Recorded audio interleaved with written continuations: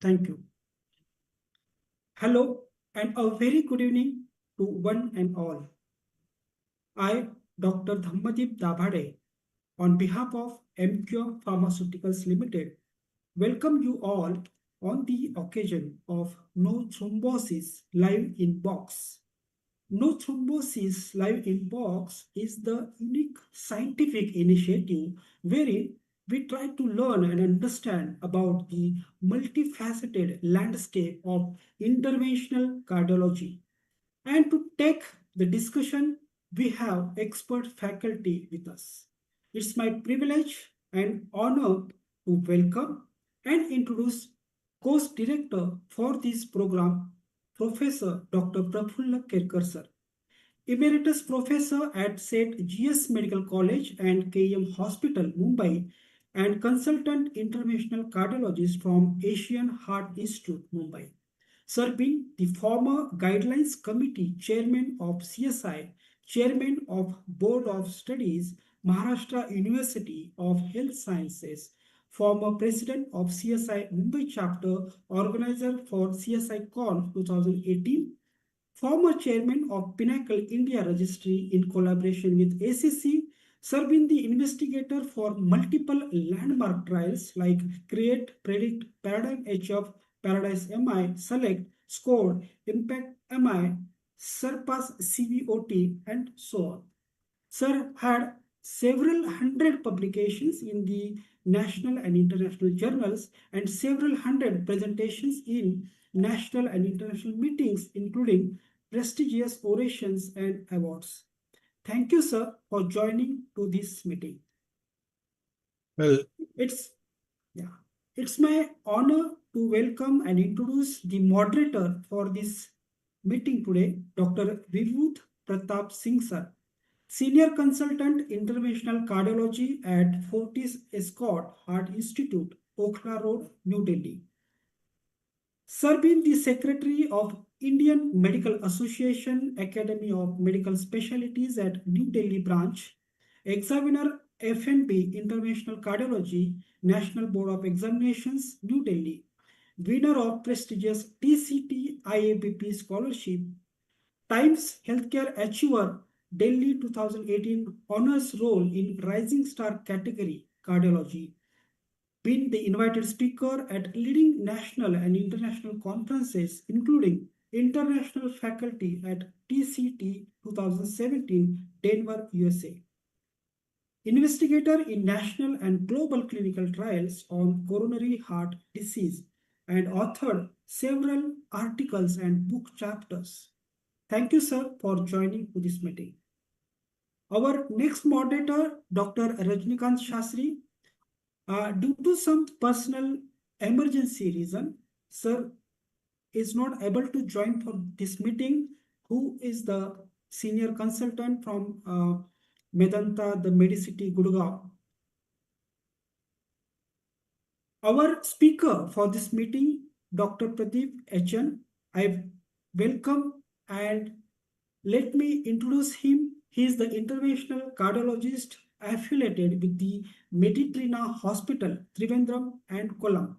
He will be presenting with us an interesting case of calcific LAD lesion.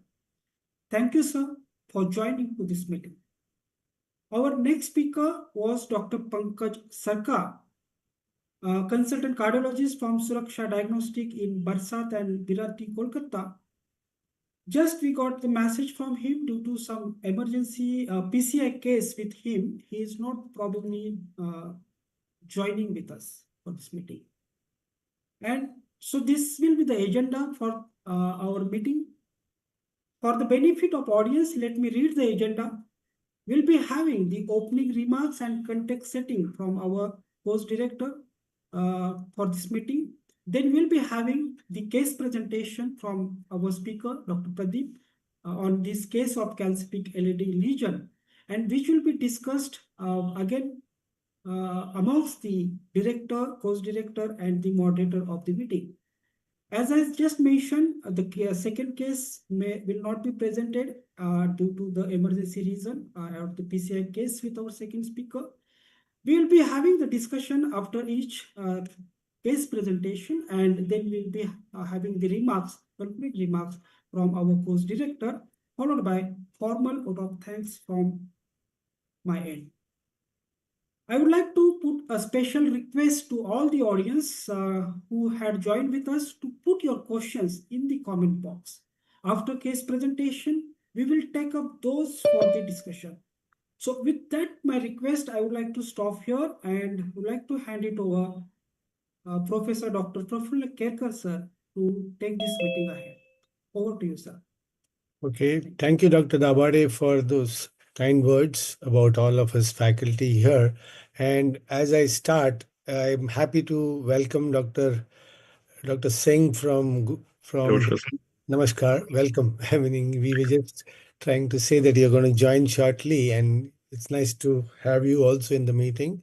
And as I said, now as he's already told you, Dr. Dabade, that this is about discussing live in box PCI cases. And we have been over the last few, I believe this is the fifth session going, and we've covered various topics, right? So the topic for today was radial access PCI in ACS scenario. Okay, especially focus on STEMI and pharmacoinvasive management, the pros and cons of doing a PCI radial access. So radial access, as we know, has become the preferred access these days. Sorry. No.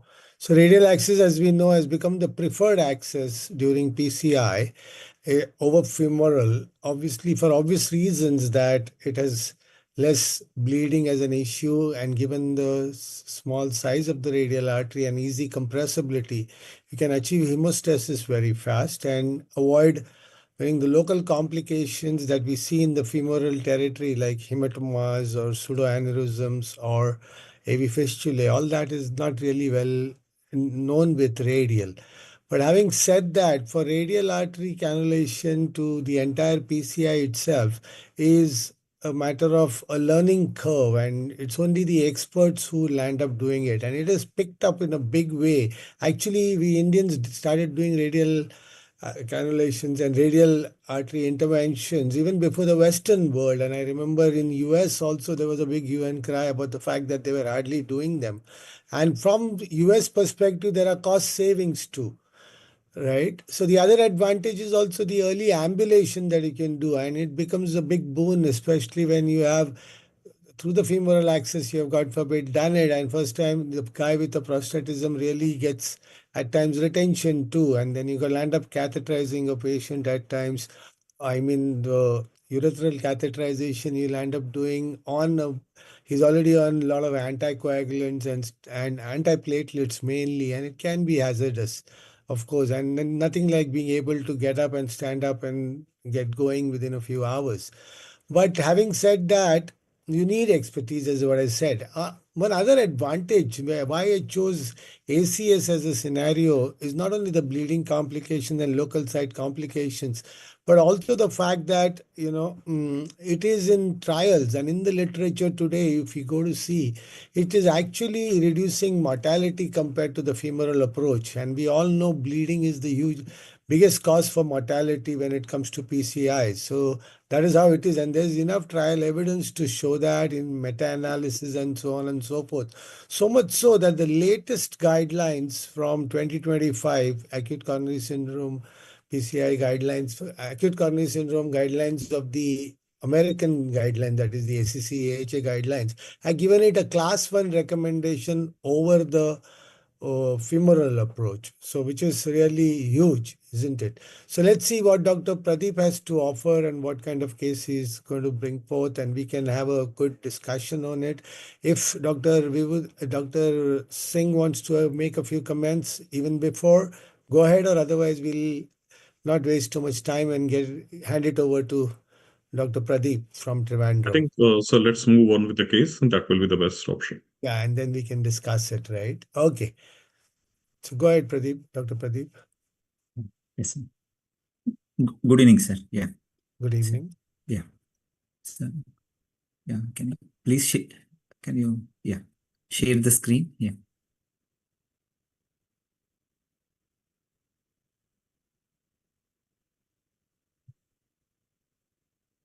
Yeah, I'm going to present a case of calcific LED lesion. It was the elderly gentleman.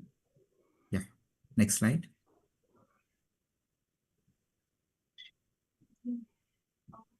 Yeah.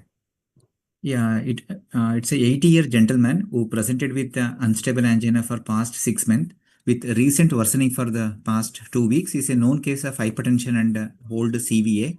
His angio was done outside, which showed triple vessel disease of LED mid calcific 99% stenosis.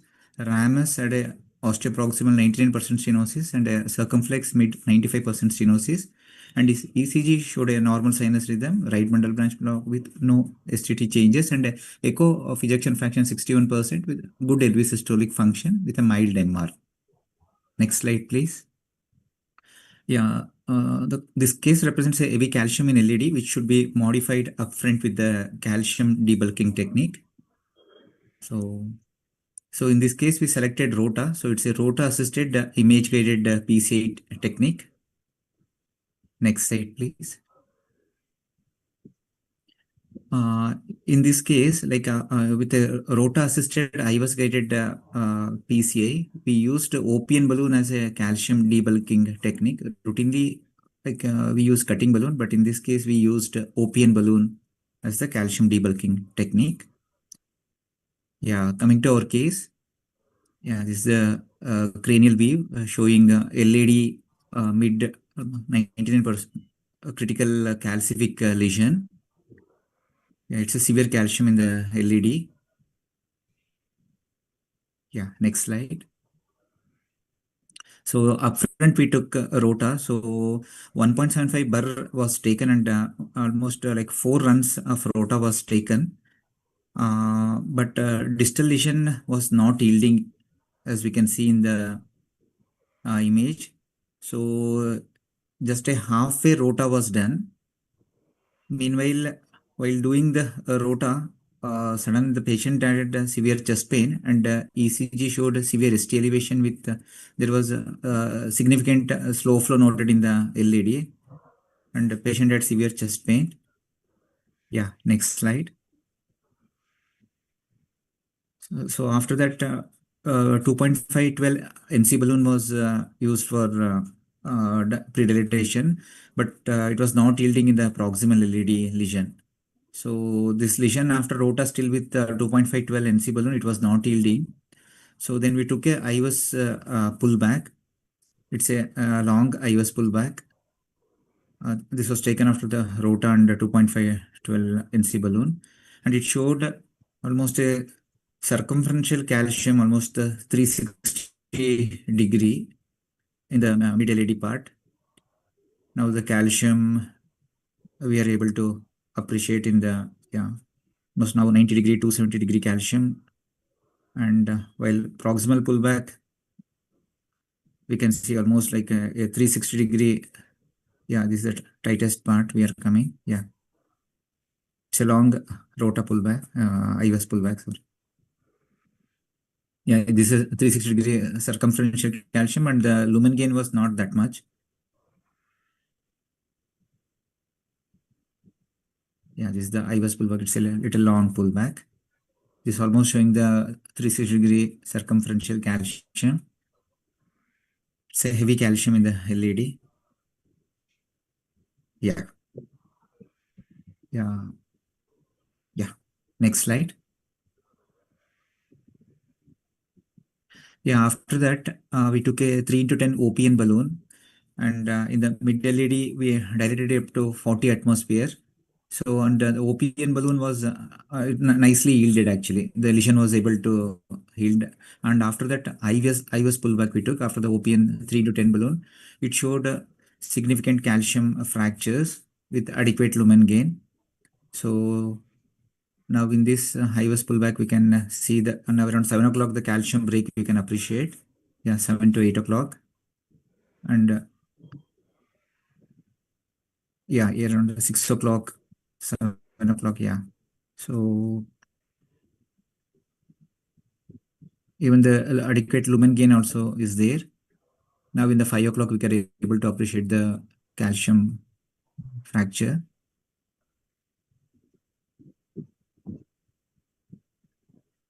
Yeah, now in the 3 o'clock. Yeah.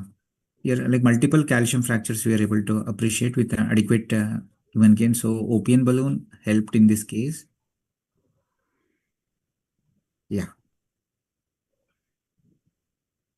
Yeah. Yeah. Next slide. Yeah.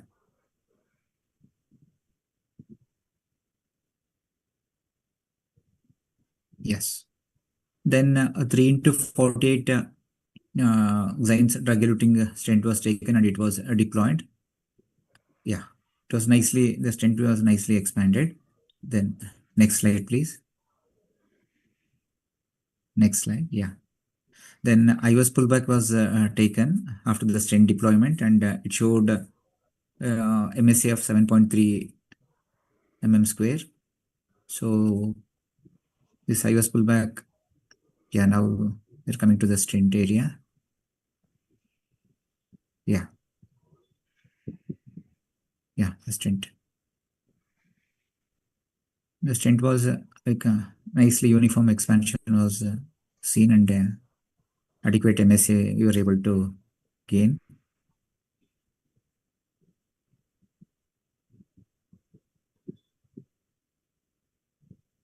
Yeah, the stent was uniformly expanded. So rota with opium balloon, yeah, it helped us.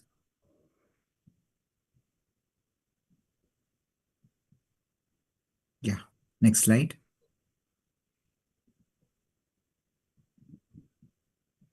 Yeah, and then there was a ramus lesion which was not yielding with the NC balloon. So 3 into 6 cutting balloon with the guide zilla support was taken. Yeah, next slide. Then ramus was stented with 3 into 32 drug eluting stent. Yeah, yeah. Now this we can see the LED and the ramus lesion the after stenting the TIMI3 flow. Yeah, yes, we're able to obtain. Yeah, next slide.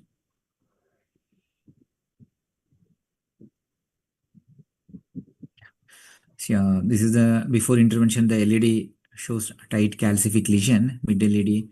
After procedure, after stenting now, after rota and OP and balloon. Next slide. Yeah, yeah. That's nicely this uniform expansion of the stent and TIMI3 flow we were able to obtain. Yeah.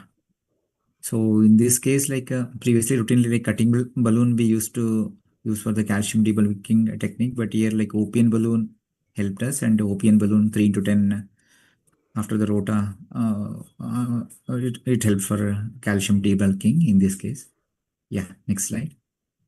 So the lesson learned from this case, severe calcification leads to stent under expansion and is associated with high target vessel failure rates. So adequate lesion preparation is essential for optimal therapy, which can require multiple gadgets and strategies. Intravascular imaging can aid in selection of tools for better lesion preparation. Thank you. Well, that's very excellent demonstration of how to deal with calcific lesions, and you've come out successful.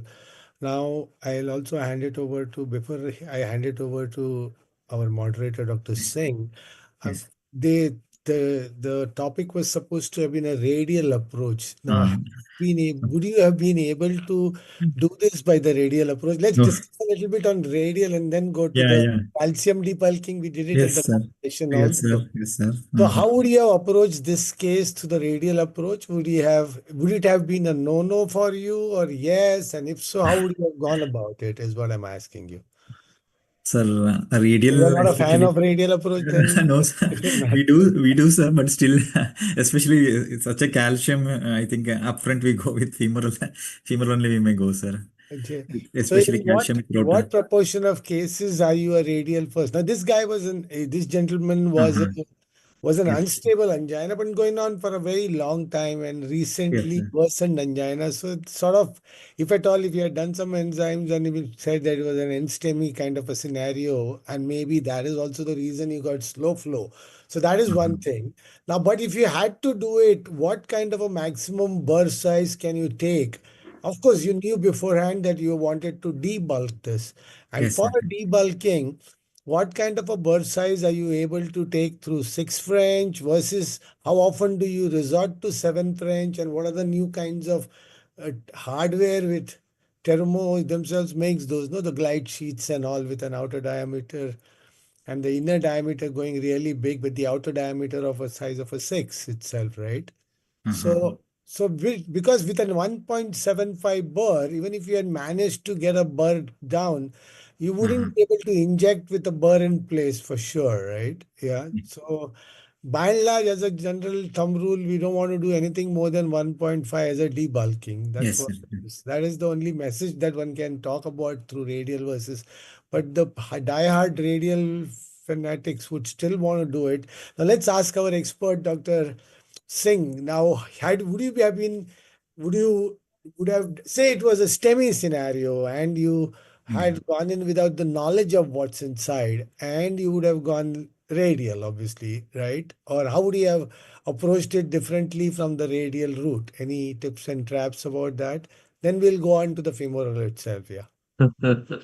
Sir, I think Dr. Pradeep has a point. The way to the heart goes through the groin. That is what we always know. And such a complex LED lesion, definitely femoral would have been the first choice. But suppose the radial and radial, what we could have changed. So we have taken a glide sheet. We know 1.25 and 1.5 are compatible with the 6 French. NY catheter, the 1.75 is compatible with 7, sometimes it requires 8, and these are with NY catheters. That support is important that we have to remember before taking in the thing. Probably I would have gone with, Pradeep, what the whole purpose of ROTA in this case, when we are using two or three technology. We have got ROTA, we have got IVL, we have got laser, we have got high pressure balloon OPN, and sometimes Yes. even cutting balloon. So everything has got some purpose to do. ROTA generally for me in a calcific lesion is to make the way up. Yes, sir. 1.5, 1.25 has got more chances of entrapment. 1.5 is one thing which makes a space for getting my hardware down. So if the radial, it would be an approach would have been a 1.5 Yes. and taking and making the space. Probably you had the slow flow because the burst size was large, the lesion was not crossed, and when you were doing the rotor, the slow flow happened because of the repeated or more of the bird size. And that is a very disastrous complication, even in the ACS or in the non settings. Radial, I would have gone, in suppose it was a acute coronary syndrome settings. Rota in acute coronary syndrome is another ball topic. Vascular lithotripsy is down there, laser is down there. Rota, some people say, but generally in thrombotic lesion, rota is avoided. It would have been a stable setting. Rota, definitely. We could have taken it 1.5, making a space, and then getting the lumen. The whole game is getting the MSAs. You Yes. get with NC balloons, you get with OPN balloons, you get with the cutting balloons. It is how much minimum area you get with the things. OPN are a high the quality balloon. So my approach would have been 1.5 rotabar and taking on with the pressure balloons, and that would have been almost thing. But no points, even if the case would have come to me, femoral would have been my comfortable approach because for me, the job is more important. Approach, I think it's okay, it's good, radial is good. But once you're taking the case, kudos to you, you're taking the patient on and got the patient out. So, okay. Yeah, that's correct. The I really did not understand your rationale for straight away doing with a 1.75. At least at that mid LED point, it looked fairly tight. So, Mm. and moreover, if you're saying it was unstable angina going on and all, you almost always expect a problem. And as it is, your rota didn't help you to debulk, right? And Yes, sir. but your guess was right that a bulky device would still go in, not Mm. so your OPN did go, right? Or you first pre-dilated with a balloon, but it was not an uncrossable, like that kind of a difficult lesion to cross and take a hardware down there, right? So therefore the OPN. Having said that, that OPN is a good choice. No, it's a cheaper choice. So OPN kind of balloons versus lithotripsy at this TCT conference, there's a lot of talk about, that lithotripsy did not really help as much.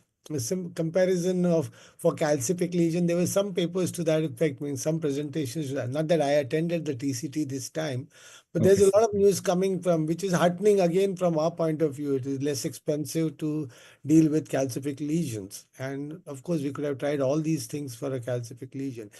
So, doctor, since we are on calcific lesion, we already discussed a lot of things during the Yes, sir. last time. Now, Dr. Singh's expertise, because you Delhiites are known to do rotational atherectomy.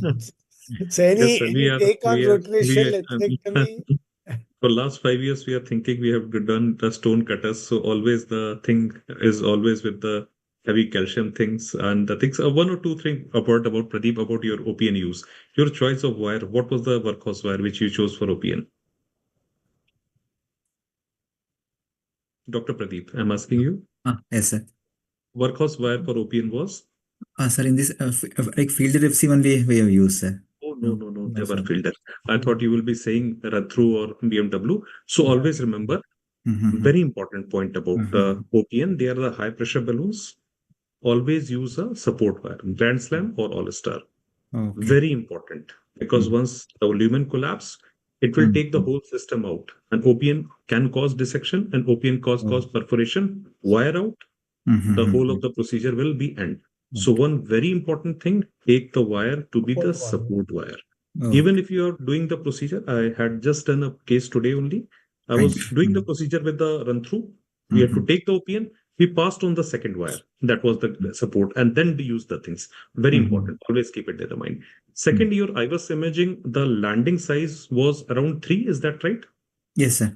348, So, sir. Yeah. so remember another very important nugget of using the OPN. When you are using the OPN, the issue is not size matching 1:1. It is Mm-hmm. one size under size. So Mm-hmm. always use vessel 3. My choice would have been 2.5 and then blowing up to with 4. Got it? These are the two very important practical tips for Mm-hmm. breaking of the calcium. Mm-hmm. So go with 2.5, then go to 40 if the vessel is of 3. If the vessel is of 3.5, use a 3. So that is a one very important thing which you have to use with OPN. Third point, whenever you are using OPN, never happen to us, but always have the covered stent in the stock. Yes, sir. Yeah. And that time you will require a guideline, the wire support and all these things is coming into play. So in your case, I think these were the three comments which I fielder never, Oh, never. These are the wire just to cross the. They are the very flimsy wire. Never, never. Definitely. fine, sir. Okay. So, what about now? He did get slow flow. Obviously, it was also related to the bulky device. So, what is your take on using the cocktail for your rota flush? Are you at all using it? Are you? Definitely, sir. Moment we are using on with the rota, so how the rota will go on? Rota will you will get the system on, get the system up down there. Have the liberal vasodilators. Very important. After a long 2 runs, make it a point. Take a slight check shot. See the flow. If the slow flow is there, leave everything, manage the slow flow. If the artery goes into the slow flow and we are again drilling, it will be a chaos. Slow flow comes, just hold it down, manage the slow flow. Vasodilators, definitely down the tail.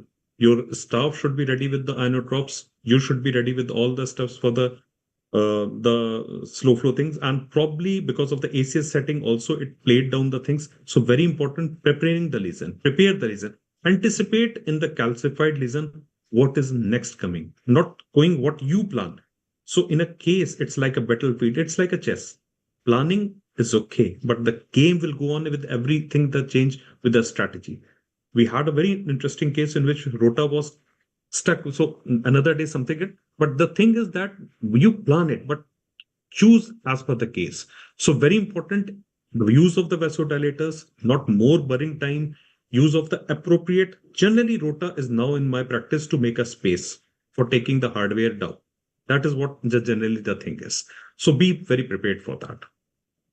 Absolutely. And especially more so that you're using a bulkier, I mean, straight away going up to 1.75. Is that your usual practice? Like what Not Dr. at all. Singh said, we do Absolutely not, not at all. I would not, we never do that, meaning it is, now it's no longer that adequate debulking and good old days, even before stents came in, I was associated with rotablation. I was associated with the largest trial airbag those days.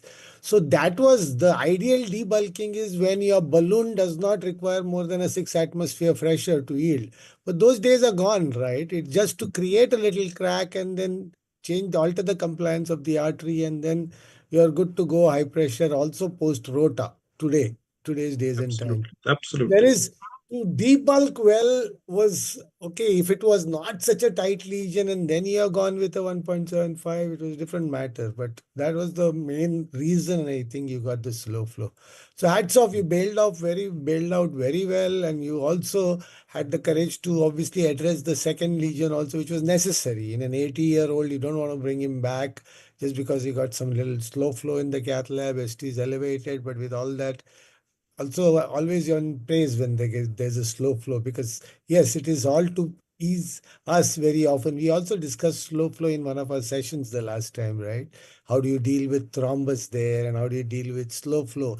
All these things, none of them really, we think they help. We give a lot of stuff for slow flow in the lab, but generally patience helps out there, and they do come around if you have quickly removed your rota out, etc., right?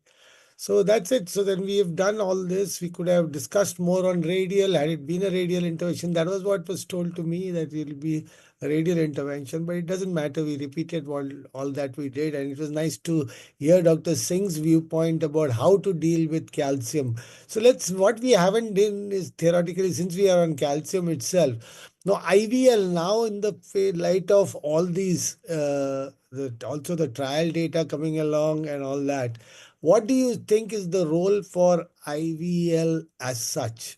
Okay, more so because now the latest in the background of latest ECT trial, which was like a IVL, it ran down IVL actually in comparison to the cutting balloons and the OPN balloons to deal with calcium. Yeah. So what's your So take? When do you use my it? practice, sir, the vessel size adequate more than three, and the when that is the point where we use. But the important thing about is the cost one. Second, once we have used in the one vessel, the other vessel, the profile becomes not that issue. I think it is a too premature to say level one therapy out. We are in exciting day of calcium because we have got many therapies for the calcium. For any lesion, there will be two or three therapies now. So that we have to keep in mind. But yes, if a non-compliant balloon is yielding, if a high pressure balloon is yielding, it is perfectly. So I was invited to give a talk in CSI, the MP, and they gave me a topic debulking in the resource limited setting, that was Ayushman. In a Ayushman setting, how to deal. And this was much before this TCT thing. So what the whole soul purpose and whole soul things which we quoted down is getting the MSA. If you are getting the MSA with the non-compliant balloon, it is okay.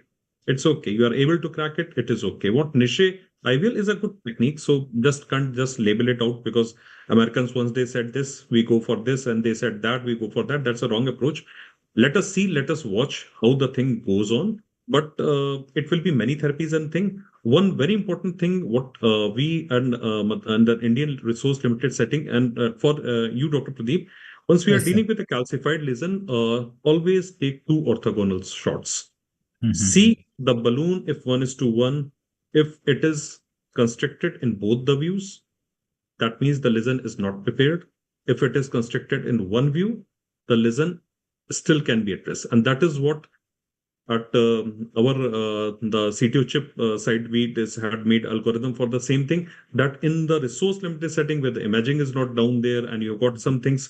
So take these two orthogonal views for the calcium. In nutshell, all the therapies are important. They have got different side, different purpose. And sometime now what we are seeing the difference, and say almost a decade back when I started the practice, now what the difference is, we are using more than one devices in one patient, and we are using it liberally. And each device is giving something. So yesterday case, rota we did, cutting we did, not yielding, got the OPN on, yielded. Patients we have seen, the patient was taken up for the ACS, calcium not yielded. Next day we took it for the IVL, it yielded. So every patient will have a different subset. So not too premature go for that, but yes, definitely IVL has taken a dent after this TCT whole trial thing. Yeah. So that is it. Acha, the other thing you also used was imaging, and imaging is quite necessary when we are dealing with this. In fact, from a theoretical academic point of view, imaging has finally got a class one recommendation also in this ACS guidelines. Even during ACS, there's a huge role for imaging, and you showed beautifully all the iris images and the cracks that had come along with OPN balloon. So those kind of cracks also we see with IVL, but with OPN that such cracks can be obtained. That was an excellent demonstration. Well, so that is it, I guess, right? We have anything else to discuss? I don't know. Are there any questions from the I think delegates? one thing I was approached was slightly, Dr. Pradeep, your stent came too much osteoproximal. Is that thing I was not able to delete on the was the proximal landing of the stent Yeah, was proximal landing, sir. Proximal landing. Proximal to mid, proximal sir. landing. 3 into Why 48. not Ramus going for the first with the Ramus and then coming with the because if suppose I thought it was more of osteoproximal. Okay, no issues. Okay. Okay. So, yes, so what I was also saying is that are there any questions from the delegates so that we could take? Otherwise, I guess we are done, right? So we have had some excellent learning in the case. Every case is a learning, of course. And thank you, Dr. Pradeep. It was a very nice demonstration of what happened, and you really documented everything, which was also important, including the slow flow was there for us to see. So, so now Thank you, sir. different challenges, different problems. We can deal with it. Maybe the next time we could have a radial PCI as the topic, and I suppose we could get Dr. Singh again, please, Dr. Damandeep. Yeah, we can get his Sure, experience sure. on Yes. radial PCI, and Fine, hopefully sir. there will be interventionists who do that. And meaning, especially what has happened is recently I was chairing a session wherein a radial PCI was attempted for a STEMI scenario, in a STEMI scenario, and lo and behold, the RCA was anomalous. Okay. So RCA was anomalous, but he has kept on trying, and then eventually he managed, or no, he didn't manage. He then changed over to femoral. What is very important message is that when it's a STEMI scenario, don't be on your ego about being a radialist. Okay, I know, but there is willingness to shift, from whatever problems that you come across. Now, anomalous RCAs, you never know about them. Again, you might get a lusoria. What I mean is that you might get an ARSA, that is aberrant right subclavian, coming from the descending aorta. So repeatedly going into descending aorta, not to hang on that, right? And a changeover to either the left radial or this thing does matter, to femoral that way. So we could even discuss the alternative radial, distal radial, ulnar PCI, etc. We could do that at a later point in time. But yes, it was nice to have you all today. Thank you so much, Dr. Singh. Thank And you I'm so much, sir. sure the Thank you, audience sir. is Thank you, also sir. educated with this particular case. And over to you, Dr. Tamandeep. Yeah. So we are nearly at the finish line of this meeting. But before we conclude, let's express our gratitude to all who made this scientific program possible. I would like to express my deepest gratitude to our course director and moderator for course director Dr. Prafula Kelkar sir and moderator Dr. Vibhuti Pratap Singh sir for sharing their knowledge and their expertise with all of us today. Then I would like to express my deepest gratitude for our speaker today, Dr. Pradeep sir, who presented in front of us a very insightful case, and we had a very dedicated discussion around the case. And I hope all the audience who watched this case presentation must be benefited out of this presentation. And that's why I actually thank to the audience who be the part of this meeting and who witnessed this meeting. Last but not least, I would like to express my gratitude entire team from our Emcure sales, marketing, and medical who tried their hard to make this meeting a successful and cheerful manner. Last but not least, I would like to say once again a very good night and a very good time ahead for all. Thank you. Thank you for joining.